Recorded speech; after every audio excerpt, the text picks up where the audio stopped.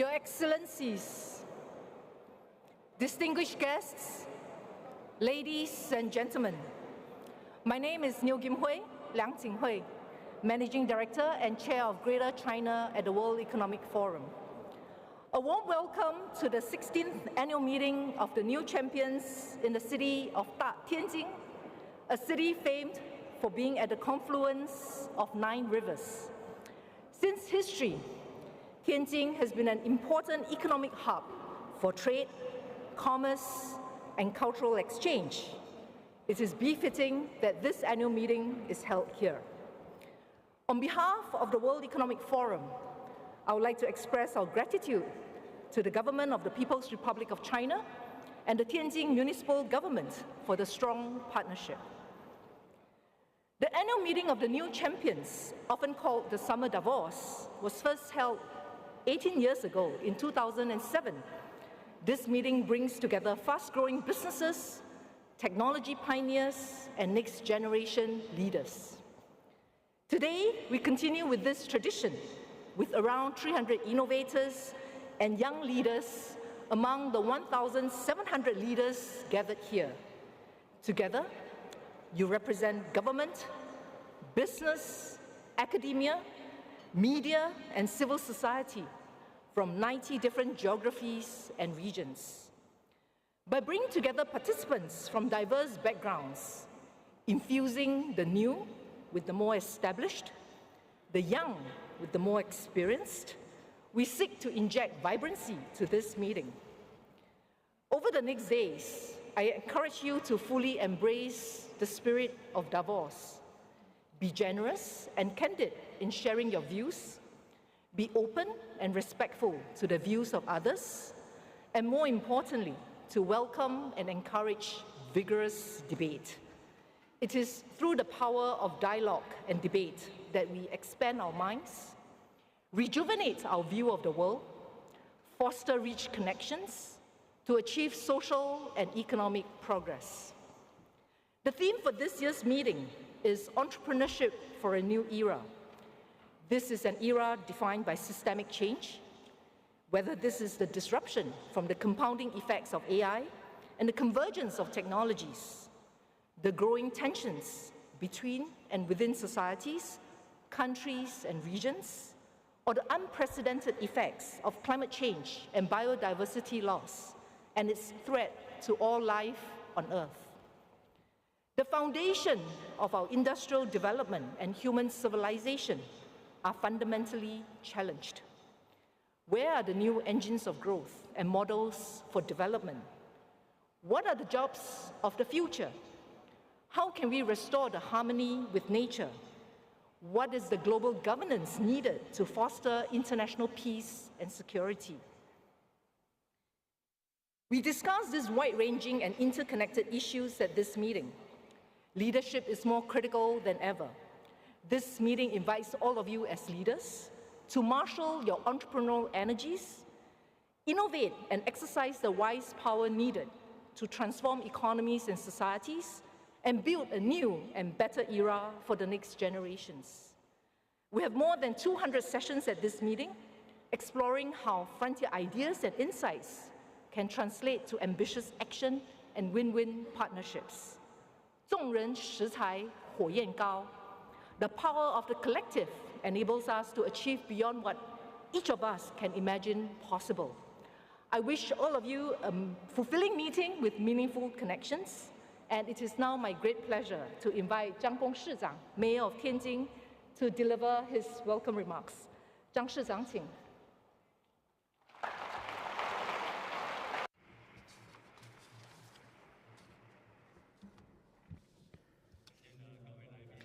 Distinguished guests, ladies and gentlemen, greetings. It's a great pleasure to gather here again in Tianjin with global new champions and jointly attend the 16th annual meeting of the new champions. Premier Li Qiang will grace the meeting with his presence and deliver a special address. He will also hold dialogue and exchange with global business leaders. Your attendance is really a huge honor. entrusted by the Secretary of the Municipal Party Committee, Mr. Chen Ming'er.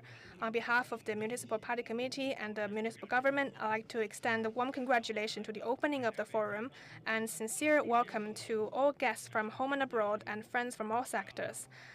I'd also like to express my sincere appreciation to all guests, especially the World Economic Forum's long-term support and care for the meeting.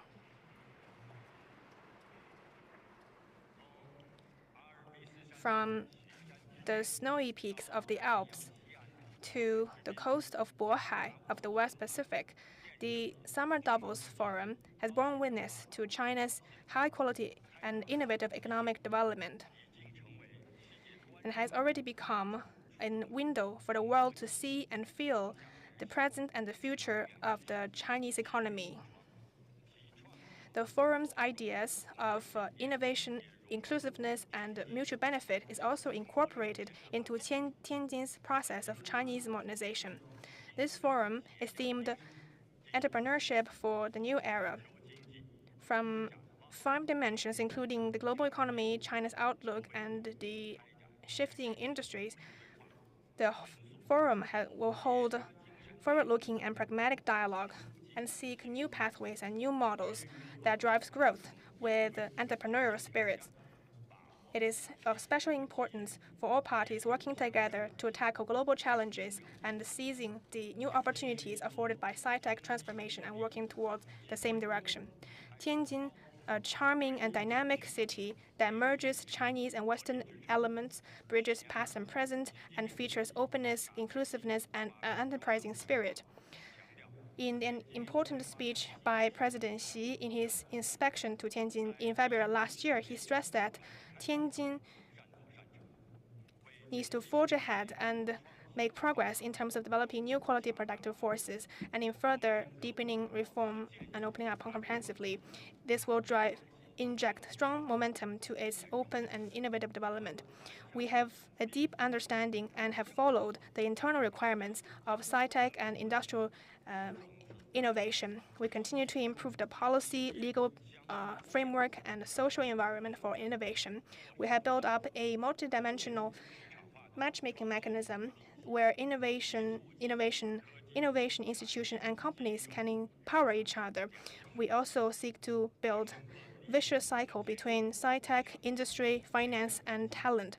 We deeply understand and follow the inherent laws of market laws. We coordinate the roles of an efficient market and an effective government. We fully respect the market's decisive role and attach great importance and encourage the unique role of entrepreneurs in terms of innovative development and resource allocation. We work hard to foster a market-oriented, law-based, and world-class business environment. We encourage innovative and industrial resources to value Tianjin as a good destination and enhance cooperation with us. We deeply understand and act on the value of win-win cooperation. We work actively to integrate into the new development paradigm of domestic and international dual circulation. We have further facilitated trade and investment with innovative policies that build industry strength, such as free trade pilot zones, national development zones, national innovation demonstration zones, and comprehensive bonded zones, so as to make ourselves more attractive to high-end resources from in and outside the region, and work together with our partners to make the pie bigger. Ladies and gentlemen, friends, innovation and intelligence are the keys to a new era. Tianjin is the pioneer of China's reform and opening up. We have always been in sync with the new era and open our arms to new champions. We sincerely hope that more and more new champions can work together with Tianjin, start businesses in Tianjin, and foster dynamism for innovation with entrepreneurial spirit so as to inject more certainty to this changing and complex new era and inject stronger driving forces for a higher quality, more resilient, and more sustainable future.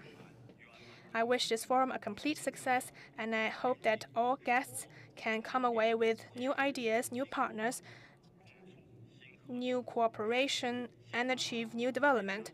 Thank you all.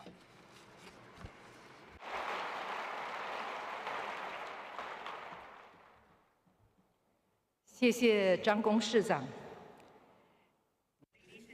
Thank you, Mayor Zhang.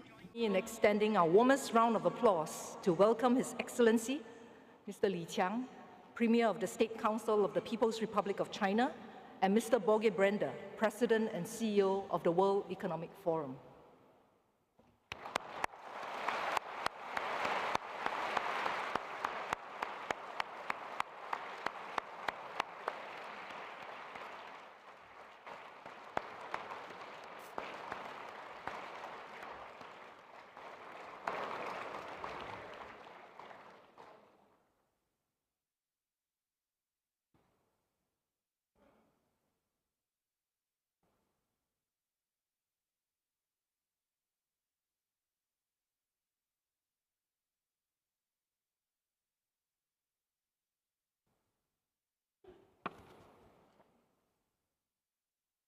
Your Excellency Premier Li, Your Excellencies, heads of state and heads of government, distinguished guests, dear friends. It is a great pleasure and honor to welcome you to the 16th annual meeting of the New Champions, Summer Davos, here in the dynamic city of Tianjin. Let me first express my sincere appreciation to Mayor Zhang Gong and the Tianjin Municipal Government for warm hospitality and steadfast partnership in hosting this important gathering. Tianjin has over the years become a symbol of innovation, openness, and resilience, a fitting home for the meeting of the new champions. Today we gather under the timely and forward-looking theme, Entrepreneurship for a New Era. This theme captures both a profound opportunity and an urgent responsibility. We are navigating a world marked by profound transitions, technological transformation, shifting geopolitics, demographic change, and growing environmental stresses. At the same time, we are witnessing the rise of a new generation of entrepreneurs, founders, builders, and innovators who are not only creating economic value, but also pioneering new models of sustainability, inclusivity, and resilience. This is really the essence of the new champions. Dynamic enterprises and leaders who are shaping the future of the global economy through agility, purpose, and cooperation. This new era also demands renewed trust, global coordination, and bold solutions. The challenge we face, from AI governance to supply chain resilience, from great transitions to skills for the future, cannot be addressed in silos. They require us to move beyond competition to co-creation, and from fragmentation to collaboration. China has long been a vital partner in this effort. Its entrepreneurial ecosystem, particularly in areas like artificial intelligence, digital economy, advanced manufacturing, green innovation, and others, continues to be a powerful driver of global growth and transformation. Premier Li, we are so honored by your presence here today. Your leadership in advancing high-quality development and deepening international cooperation is especially important at this pivotal moment. As we open this meeting, we do so with a clear purpose: to bring together not just ideas, but decisive action. More than 1,700 leaders gathered here from business, government, civil society, and academia will explore practical solutions and forge new partnerships to accelerate innovation and inclusive progress. Let us use this opportunity not only to discuss the future, but to build it together in a collaborative way. With that, it is my great privilege now to invite His Excellency Premier Li of the People's Republic of China to deliver the opening remarks. Premier.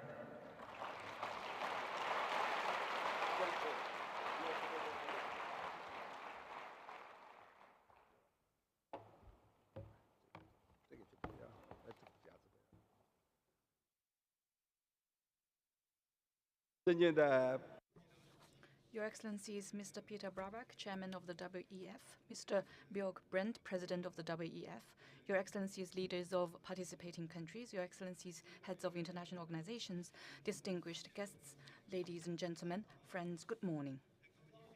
It gives me great pleasure to come to the beautiful city of Tianjin for the annual meeting of the New Champions 2025.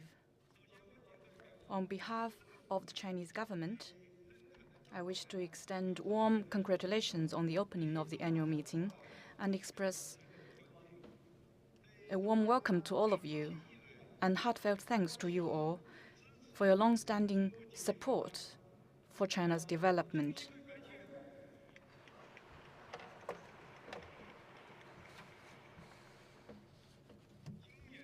This year, the annual meeting of the New Champions is held in Tianjin for the 8th time. I remember back in 2008, when the annual meeting first came to this city, the world economy was grappling with the serious impact of the global financial crisis. People felt disoriented and anxious, not knowing whether the world economy could emerge from the difficult situation and where it was heading. I would say that history often rhymes to many's surprise. Today, the world economy and international economic and trade cooperation are confronted with new difficulties and challenges.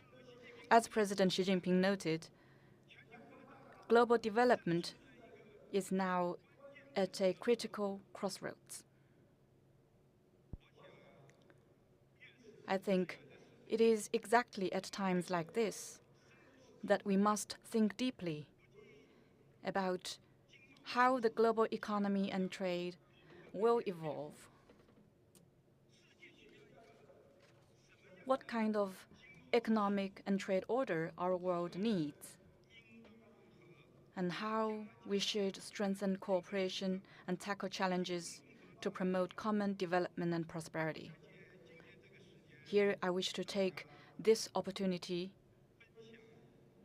to share with you a few thoughts of mine. 3 thoughts. My first point is that the current international economic and trade landscape is undergoing profound changes due to factors including geopolitics, technological advancement, and economic structure. The global economic and trade landscape is going through deep transformations and adjustments, or happening at a staggering speed and scale.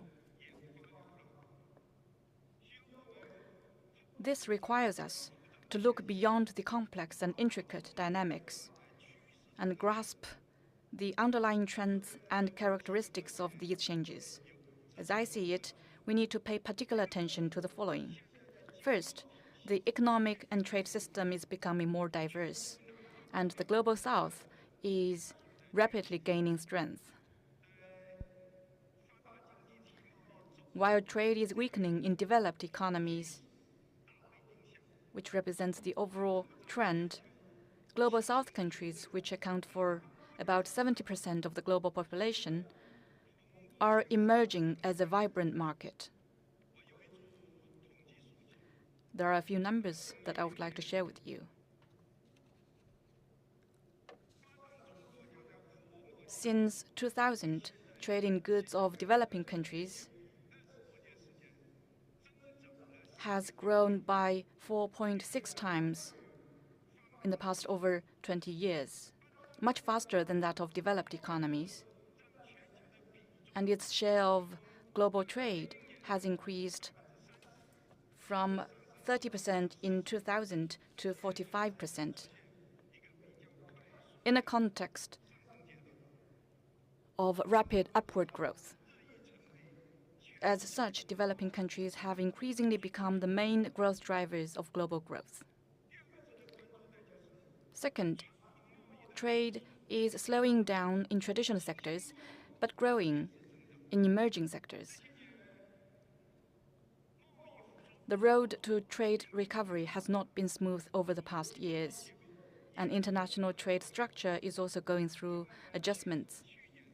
I look at data from last year. In 2024, global trade in goods grew by a mere 2%, while trade in services expanded by 8.8% and contributed to 60% of total increase in global trade.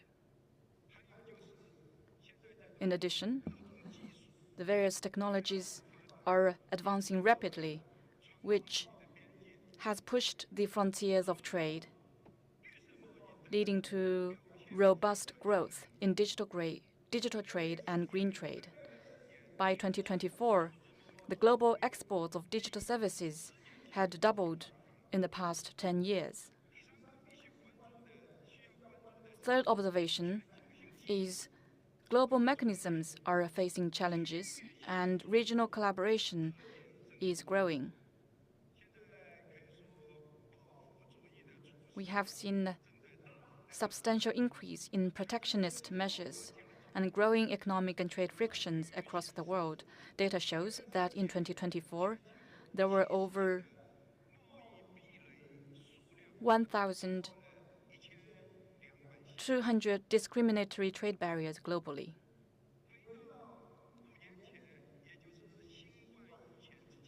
And if you go back 5 years, before the pandemic, the number stood at around 200, but now it's 6 times higher. Many countries are forced to explore new ways to trade, resulting in the continuous increase of bilateral and unilateral economic and trade arrangements.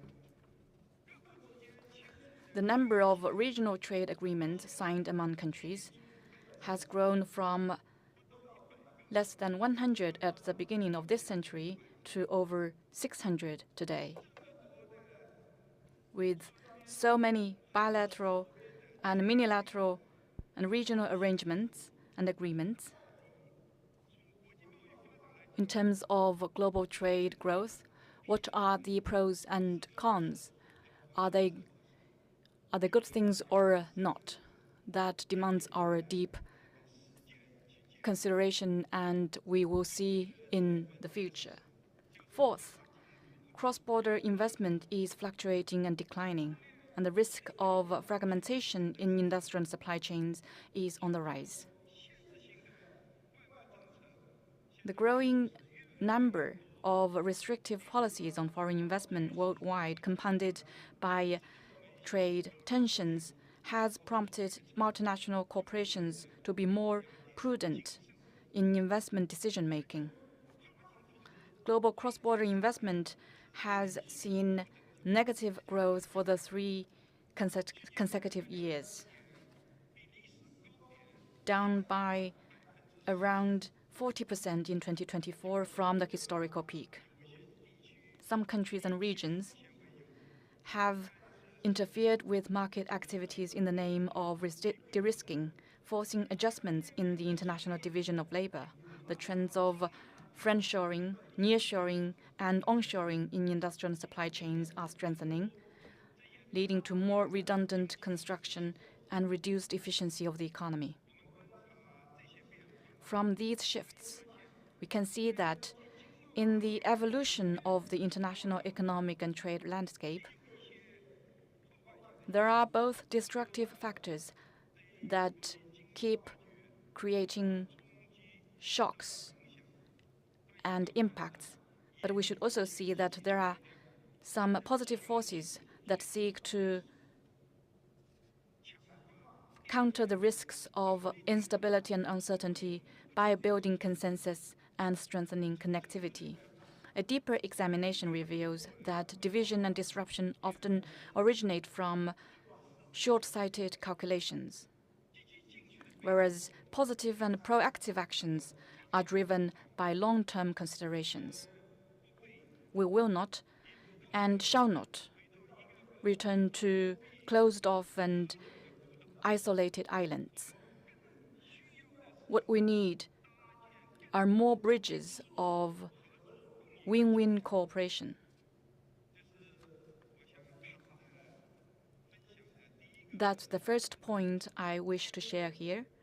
My second point is, as the landscape shifts in international economic and trade cooperation, constructive actions are needed more than ever.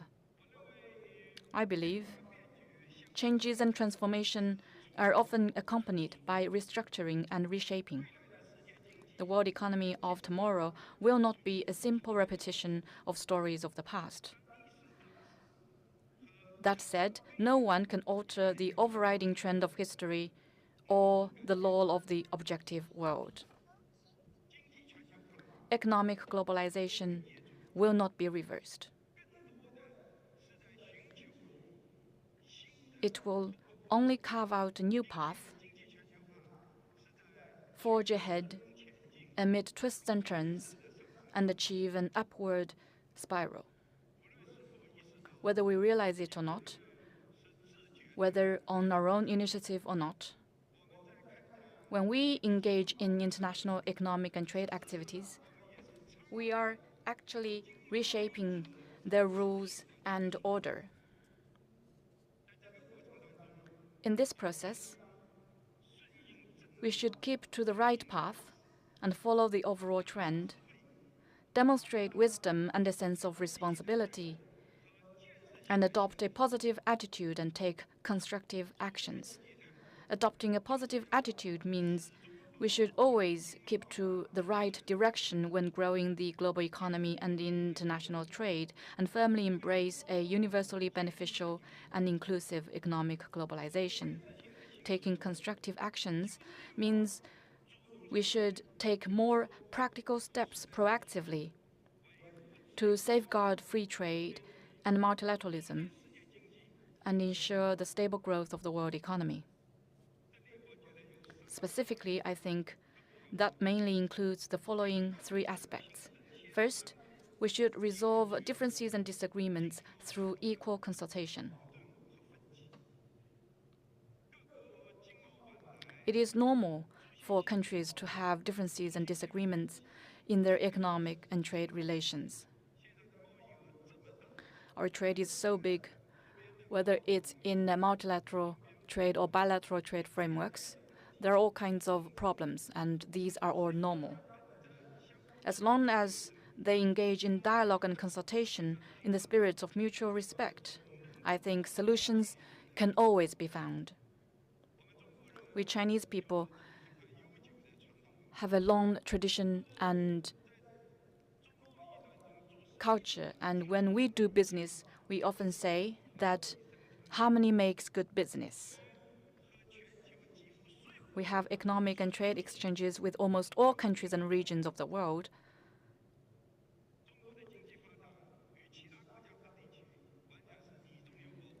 I think that is to say, you are in me, I am in you. We treat all our partners as equals, regardless of any differences in size, system, or culture. And we work with them to manage disagreements and expand consensus through dialogue and consultation in line with WTO principles. This year, China and 32 other countries jointly established the International Organization for Mediation in China's Hong Kong, which is a new initiative that seeks to use the wisdom of the East in resolving international disputes. China is ready to make persistent efforts with all countries to build maximum consensus and cement the foundation of the trust that underpins international economic and trade cooperation. Second, we should safeguard our common interests in mutually beneficial cooperation. The global economy is deeply integrated. No country can sustain its prosperity in isolation from the world. Hence, cooperation is a must if we want to achieve development. And to safeguard the common interests of all, at the end of the day, is to safeguard the interests of our own. In the face of global challenges, we should uphold the principle of extensive consultation and joint contribution for shared benefit, enhance macro policy coordination, safeguard stable and unimpeded global industrial and supply chains, and boost the security and resilience of countries' development through closer cooperation.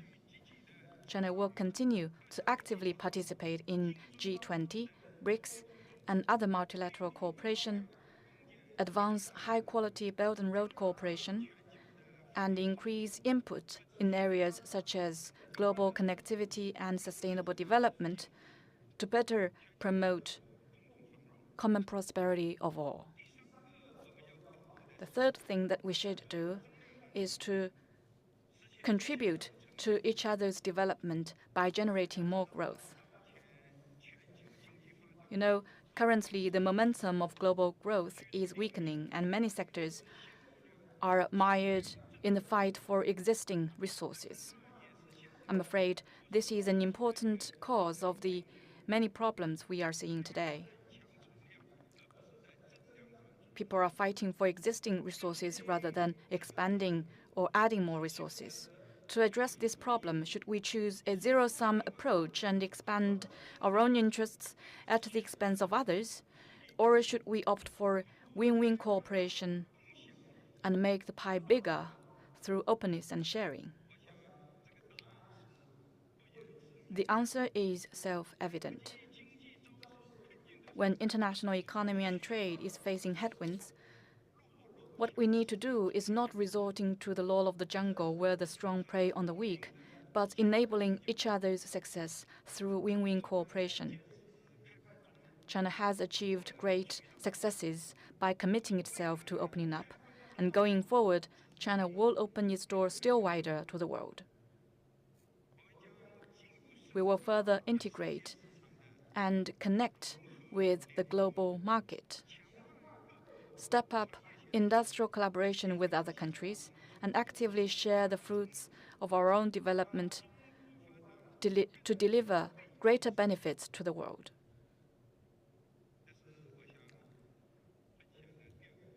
That's the second point. And my third point is that the Chinese economy, with its further development, will continue to contribute to the world economy.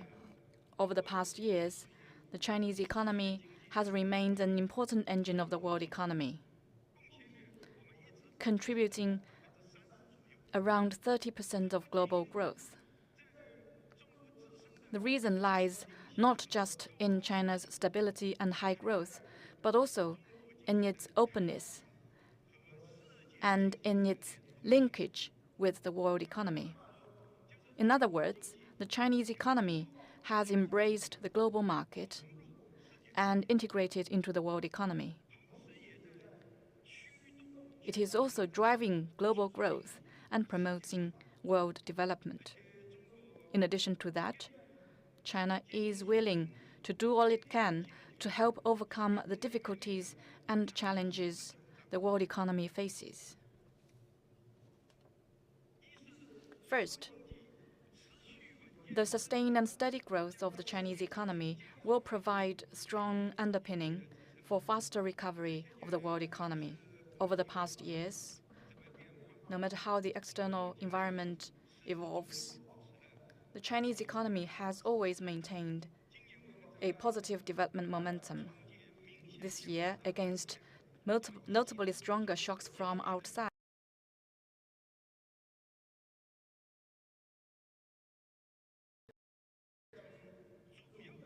and the key economic indicators have kept improving since the start of the second quarter. Noticed that several well-known international agencies have revised up their growth forecasts of China. we are confident and capable of maintaining relatively rapid growth. A closer look would show that China's economic development is not a short-term expansion, but a steady progression toward long-term goals. China has clear development goals, consistent planning and guidance, resolute reform measures, and pragmatic macro policies. In the past 70-plus years, we have implemented 14 five-year plans.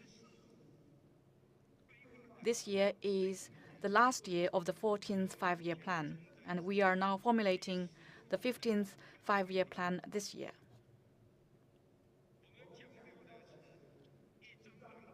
Our blueprints, once drawn, will be seen through to the end.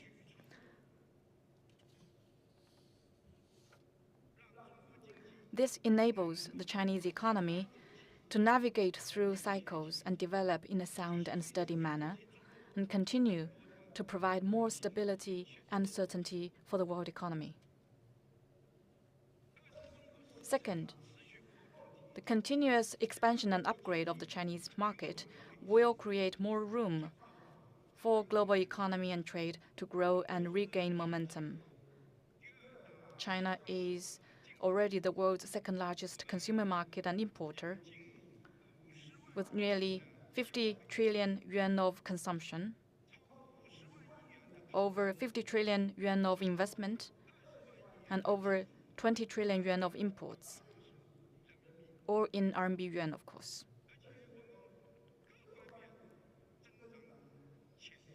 Not to mention huge growth potential across the board. We are on track to become a high-income country in an all-round way, supported by robust demand for consumption upgrade, both in traditional areas such as clothing, food, housing, and transport, and in emerging areas such as smart terminal and cultural IP, which are growing very fast in recent years. We are intensifying our efforts to implement the strategy of expanding domestic demand by launching special initiatives to boost consumption. This will make China a mega-sized consumption powerhouse on top of being a manufacturing powerhouse, and provide more market space for enterprises around the world. Third, China's continuous breakthroughs and leap in innovation will provide much-needed driving force for global development.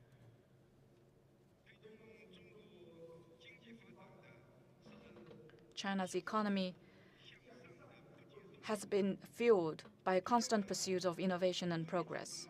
For years, China has taken science and technology as its primary productive force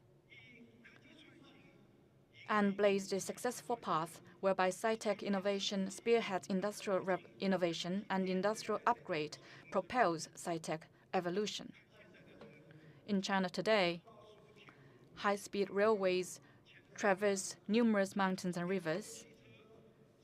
Electric vehicles are serving millions of households, and artificial intelligence is empowering thousands of industries. In areas such as green energy and advanced manufacturing, Chinese technology now leads the world. And most notably, China's innovation is open and open source. We are willing to share indigenous technologies and innovation scenarios with the world and support international collaboration in research, development, application, and popularization in order to advance innovation-driven development in all countries through openness and cooperation. Ladies and gentlemen, friends, in the development of global economy and trade, entrepreneurs shoulder an important mission and play a critical role. The theme of this annual meeting, Entrepreneurship for a New Era, is highly relevant. I always believe that in human society, entrepreneurs are a group of people with exceptional talent who assume the important role of organizer of production and operation and a driver of social progress in various countries. In particular, in the vast market economy, entrepreneurs with their extraordinary insight, creativity, and ability to execute can organize various resource elements and transform them into real productivity, turn the uncertainty of changes in the market into the certainty of market success, and dare to blaze new trails for economic and social development. Together, they represent a unique and powerful force. Such entrepreneurs and such entrepreneurship are particularly invaluable as today's world economy grapples with all the changes and urgently needs a way out and forward. And they deserve to be respected, cherished, and supported. The new era requires entrepreneurs to play bigger roles, assume greater responsibilities, and add more new dimensions to entrepreneurship. I encourage you to do more things for the greater good.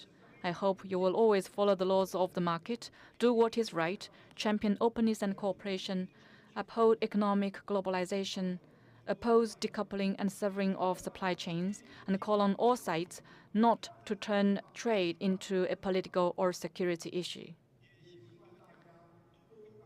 I encourage you to do more things to break new grounds. I hope you will seize the opportunities of the new round of sci-tech revolution and industrial transformation, break free from temporary difficulties or obstacles, consolidate innovation resources in a broader scope with a long-term perspective, and unlock new promising areas in economic growth. I encourage you to do more things for win-win results. I wish you will embrace each other's development with an open and inclusive mind, share resources, draw on each other's strengths, promote market integration and mutual empowerment, and achieve common growth. The Chinese government will, as always, encourage and support entrepreneurs in their undertakings and endeavors, and continue to foster a market-oriented, world-class business environment governed by a sound legal framework. With arms wide open, we warmly welcome enterprises from around the world to invest in China, deepen your roots in China, develop alongside China, and work with us for a better future. To conclude, I wish this annual meeting a full success. Thank you.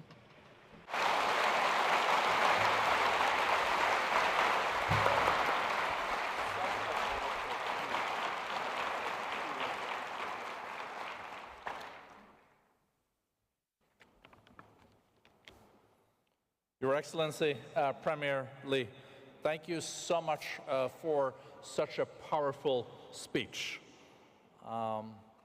Safeguarding multilateralism and free trade, and as you underlined, Premier, also building more bridges and with stronger cooperation, and also with your wise words of harmony makes good business.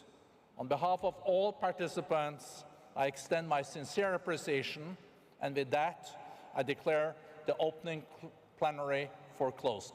Thank you.